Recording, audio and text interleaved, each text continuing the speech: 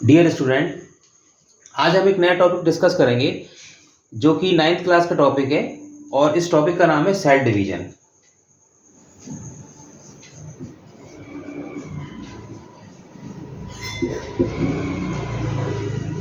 Cell division ये 9th में भी है और ये टॉपिक 11th क्लास में भी है और ये बहुत इंपॉर्टेंट टॉपिक है। बेसिकली हमें इसके कंसेप्ट को समझना होगा कि सेल डिवीजन क्या होता है और बच्चे इससे बहुत कंफ्यूज रहते हैं और इसके फंडामेंटल्स को हमें समझना होगा। ये first chapter fundamental unit of life का चैप्टर है और उस चैप्टर के अंदर ये पार्ट है सेल डिवीजन। देखिए, हर ऑर्गेनिज्म सेल का बना होता है, चाहे वो प्लांट हो, एनिमल हो, बैक्टीरिया हो, जिसको भी हम लिविंग की कैटेगरी में रखते हैं वो सेल का बना होता है।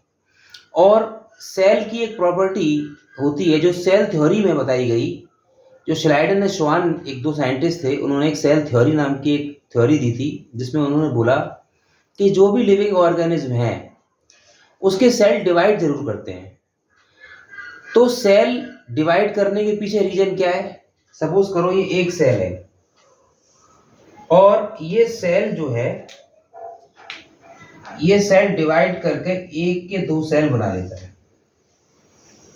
तो ये सेल डिवीजन हो गया। एक फंडामेंटल बात कि सेल सिंगल सेल डिवाइड करके दो सेल बना लेगा। ऐसा क्यों होता है? नेचर में एक फिनोमेना है कि नेचर में हर चीज ग्रो करती है, नेचर में हर चीज बढ़ती है आगे। तो ग्रो करने के पीछे अब अगर हम इनिशियल एनवायरनमेंट की बात करें तो आज से हजारों लाखों साल पहले, करोड़ों साल पहले जब लिविंग ऑर्गेनिज्म बने धरती पर तो उनका आगे डेवलपमेंट शुरू हुआ। तो उनका सबसे मेन डेवलपमेंट क्या था कि जैसे ही लिविंग ऑर्गेनिज्म का फॉर्मेशन हुआ वो सेल डिवाइड करके टूटने और नए सेल बनाने लग गए। पहले यूनिसेलुलर ऑर्गेनिज्म होते थे, यानी कि एक कोशिकीय जीव होते थे, एक कोशिका के बने हुए जीव होते थे, ऑर्गेनिज्म होते थे, जैसे अमीबा, ठीक है, बैक्टीरिया, ये सब एक कोशिकीय जीव होते थे। तो इनके सेल डिवाइड करते थे और ये अपनी संख्या बढ़ाते थे। फिर वो सेल जो नए बने वो डिवाइड करते थे, वो अपनी संख्या बढ़ाते थे। ऐसे दो फायदे हुए इस काम से। एक तो उन्होंने रिप्रोडक्शन किया, यानी अपने जैसे बैक्टीरिया को जन्म दिया दिखने वाले, इससे बैक्टीरिया की पॉपुलेशन बढ़ी आगे, अमीबा की पॉपुलेशन बढ़ी। जो एक कोशिकीय जीव थे उनकी बात करते हैं कि उनकी संख्या बढ़ी, उनकी पॉपुलेशन बढ़ी, उन्होंने रिप्रोडक्शन किया। साथ में उनमें एक दूसरा काम भी हुआ कि थोड़े थोड़े आगे नए डेवलपमेंट होने लगे ऑर्गेनिज्म के अंदर। हर बार जब कोई पैदा होता है तो अपने साथ थोड़े से वेरिएशन लेके पैदा होता है। तो नेचर में जो फर्स्ट फॉर्म ऑर्गेनिज्म थे, जिन सबसे पहले जिन्होंने धरती पर जन्म लिया, वो एक कोशिकीय जीव थे, यानी कि सिंगल सेल ऑर्गेनिज्म। और सिंगल सेल ऑर्गेनिज्म से हमारे तक का डेवलपमेंट, जो विकास की प्रक्रिया है जिसमें हम डेवलप हो गए मल्टी सेलुलर जैसे ऑर्गेनिज्म, इसके पीछे जो सबसे बड़ा फिनोमेना काम करता है वो काम करता है सेल डिवीजन का। अगर सेल डिवाइड नहीं होता तो एक के दो सेल नहीं बनते। अब यूनिसेलुलर ऑर्गेनिज्म में आगे और एडवांसमेंट हुआ, तो जैसे बैक्टीरिया था वो प्रोकैरियोटिक ऑर्गेनिज्म कहलाता है। बैक्टीरिया प्रोकैरियोटिक ऑर्गेनिज्म कहलाता है, यानी कि उसके अंदर सेल के अंदर न्यूक्लियस नहीं होता है, तो प्रोकैरियोटिक ऑर्गेनिज्म कहलाता है। और प्रोकैरियोटिक ऑर्गेनिज्म के बाद में यूकैरियोटिक ऑर्गेनिज्म का डेवलपमेंट हुआ। यूकैरियोटिक ऑर्गेनिज्म वो होते हैं जिनके अंदर न्यूक्लियस प्रेजेंट होता है, वो यूकैरियोटिक होते हैं। और यूकैरियोटिक ऑर्गेनिज्म के बाद में फिर मल्टी सेलुलर ऑर्गेनिज्म डेवलप होने लगे। फिर वो असेंबल होकर टिश्यू लेवल, उनके अंदर टिश्यू बन गए। फिर टिश्यू से और डेवलपमेंट हुआ तो ऑर्गन बन गए, फिर ऑर्गन सिस्टम डेवलप हो गया। ऐसे लगातार हम एडवांसमेंट की तरफ बढ़ते गए। नेचर ने कॉम्प्लेक्स ऑर्गेनिज्म बनाना शुरू कर दिया। नेचर जहाँ सिंगल बैक्टीरिया जैसे जानवर बना रही थी, वहाँ धीरे धीरे करके नेचर ने बड़े बड़े एनिमल्स, प्लांट बनाने शुरू कर दिए। इसके पीछे सबसे बड़ा रीजन जो काम करता था वो था सेल डिवीजन। अगर बैक्टीरिया के सेल डिवाइड नहीं करते तो नए बैक्टीरिया नहीं बनते और उनमें एडवांसमेंट नहीं होता, और एडवांसमेंट नहीं होता तो वेरिएशन पैदा नहीं होते, वेरिएशन पैदा नहीं होते तो नए ऑर्गेनिज्म का जन्म नहीं होता। तो सबसे नेचर में जो आज हम जितने भी नेचर के अंदर प्लांट, एनिमल और नेचर में बायोडायवर्सिटी जिसको हम कहते हैं जैव विविधता, यानी कि बहुत तरीके के पौधे, बहुत तरीके के जानवर, जितने भी हम दुनिया में देखते हैं, उसके पीछे जो फिनोमेना नेचर का सबसे बड़ा काम करता है, वो है सेल डिवीजन। अगर सेल हमारे शरीर सेल का बना है, हम सब जानते हैं कि हमारा शरीर सेल का बना हुआ है। अगर सेल डिवाइड नहीं करता तो ना तो हमारा डेवलपमेंट होता, ना ही हमारा आगे ग्रोथ होती, ना ही हम एडवांस एनिमल बनते, ना ही हम कॉम्प्लेक्स एनिमल बनते, ना ही हमारे अंदर वेरिएशंस पैदा होते, और नेचर से लड़ लड़ के, नेचर से जूझ जूझ के जो हमारे अंदर नए नए इक्विपमेंट, नए नए ऑर्गन नेचर लगाती चली गई। जैसी प्रॉब्लम आई जिस किसी एनिमल को, प्लांट को, उसके हिसाब से वेरिएशन होता गया, उसकी बॉडी चेंज करती चली गई, और धीरे धीरे वो एडवांस क्रीचर के रूप में नेचर में पैदा होने लग गए जानवर। तो सेल जिसके हम बने होते हैं, वो सेल टूटकर 2 सेल बनाता है, 2 के 4 बनते हैं। इस फिनोमेना को हम नेचर के अंदर सेल डिवीजन कहते हैं, यानी कि हिंदी में कोशिका विभाजन। हिंदी में इसको कहते हैं कोशिका विभाजन। अब इसका नेचर में 2 तरीके के सेल डिवीजन हमको मिले। सबसे पहला सेल डिवीजन जो होता है उसे कहते हैं माइटोसिस। माइटोसिस अभी सिंपल तरीके से समझते हैं, इसको समसूत्री विभाजन कहते हैं, यानी कि इक्वेशनल डिवीजन। अभी इसको समझाते हैं। अभी इसका सिग्निफिकेंस क्या है, ऐसे सेल कैसे डिवाइड हो जाता है और इसका क्या मतलब हुआ। माइटोसिस को समझते हैं सीधे सीधे। तो माइटोसिस का मतलब होता है कि जो भी हमारा बॉडी जिस किसी सेल से बनी होती है, वो सेल टूटकर नए सेल बनाते हैं, जिससे हमारी बॉडी ग्रो करती है, यानी कि हमारा वजन बढ़ जाता है और हमारा साइज बढ़ जाता है। ये ग्रोथ का ये सीधा सीधा मतलब होता है increase in body mass, increase in body size. तो नेचुरल सी बात है, अगर थैली में 1 सिक्का होगा तो 1 सिक्के के बराबर थैली जगह घेरेगी और वजन होगा। 2 सिक्के होंगे, 2 सिक्के के बराबर थैली जगह घेरेगी, उसका वजन 2 सिक्के के बराबर हो जाएगा। ऐसी हर सेल 1 सिक्के का समझिए, और हर सेल जैसी जैसी शरीर में बढ़ता चला जाता है, उसका साइज बढ़ता चला जाता है शरीर का, और साथ ही उस शरीर का वजन भी बढ़ता चला जाता है। तो इसे ग्रोथ कहते हैं, increase in body mass, increase in body weight. लेकिन साथ में एक काम और भी होता है कि ग्रोथ तो हो गई, 1 सेल था अब 2 हो गए, फिर 2 ने 4 बना दिए, तो ग्रोथ हो रही है, और साथ में वजन वेट बढ़ रहा है। अब एक दूसरा फिनोमेना होता है माइटोसिस का, कि माइटोसिस हमेशा एक जैसे दिखने वाले डॉटर सेल्स बनाती है, और सारे ही सेल्स जो होते हैं वो अपने पेरेंट जैसे होते हैं। तो इसका क्या मतलब हुआ कि माइटोसिस से, जैसे हमारा शरीर है, तो शरीर में ग्रोथ भी हो रही है। जैसे कोई छोटा बच्चा है तो उसके शरीर में जो भी वो खा रहा है, जो भी वो ऑक्सीजन ले रहा है, उससे उसका शरीर बढ़ रहा है, साथ में उसकी एनर्जी की ज़रूरत भी पूरी हो रही है, और बॉडी उसकी ग्रोथ भी हो रही है। क्या सिग्निफिकेंस है, छोटे से बड़ा हो जाता है बच्चा। तो ये इस बात की सिग्निफिकेंस है कि बच्चा ग्रो कर जाता है। लेकिन दूसरा पॉइंट सबसे बड़ी क्या है कि शरीर में रिपेयर। तो पहला हो गया ग्रोथ, पहला पॉइंट है ग्रोथ, हमारे शरीर की ग्रोथ। और दूसरा पॉइंट इसमें जो होता है वो ये है बॉडी रिपेयर।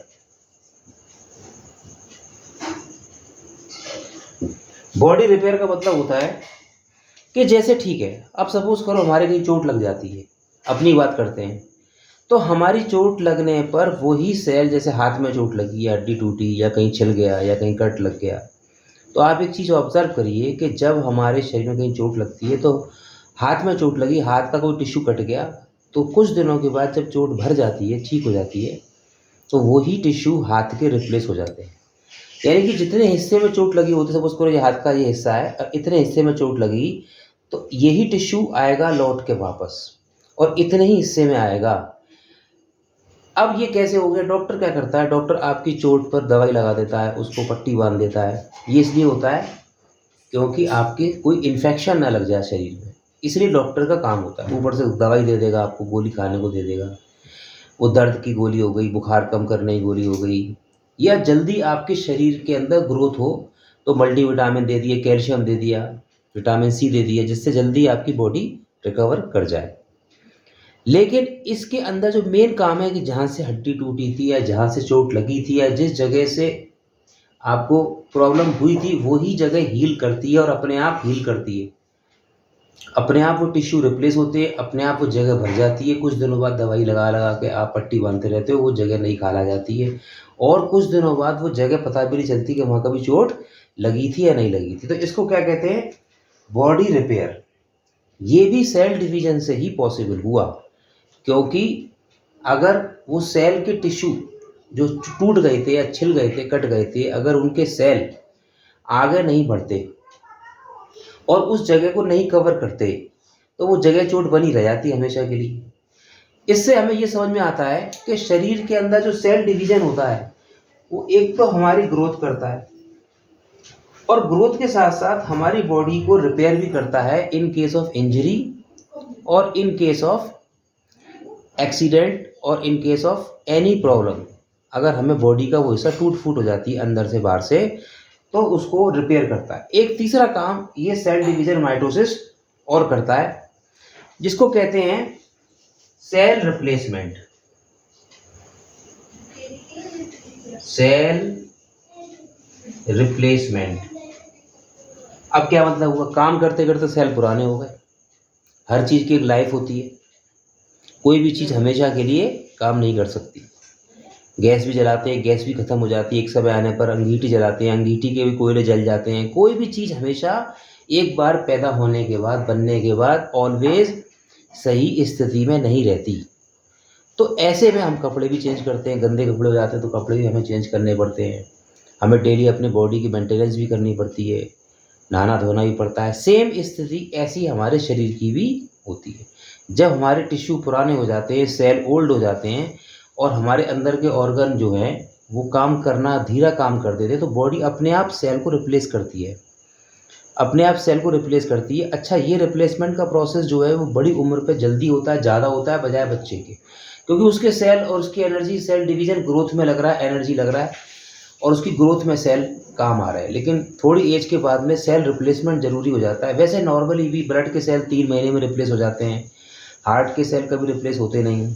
न्यूरॉन्स 5 साल की उम्र तक जो ब्रेन सेल होते हैं वो बन जाते हैं, वो फिर रिप्लेस नहीं होते। और वो इस तरीके से हमारे लिवर सेल भी 4-5 साल में 2-3 साल में रिप्लेस हो जाते हैं। ऐसे बॉडी के सेल अंदर ही अंदर रिप्लेस हो जाते हैं। वैसे बॉडी के अंदर ह्यूमन सेल 24 घंटे में डिवाइड कर जाता है, 24 आवर्स में डिवाइड कर जाता है।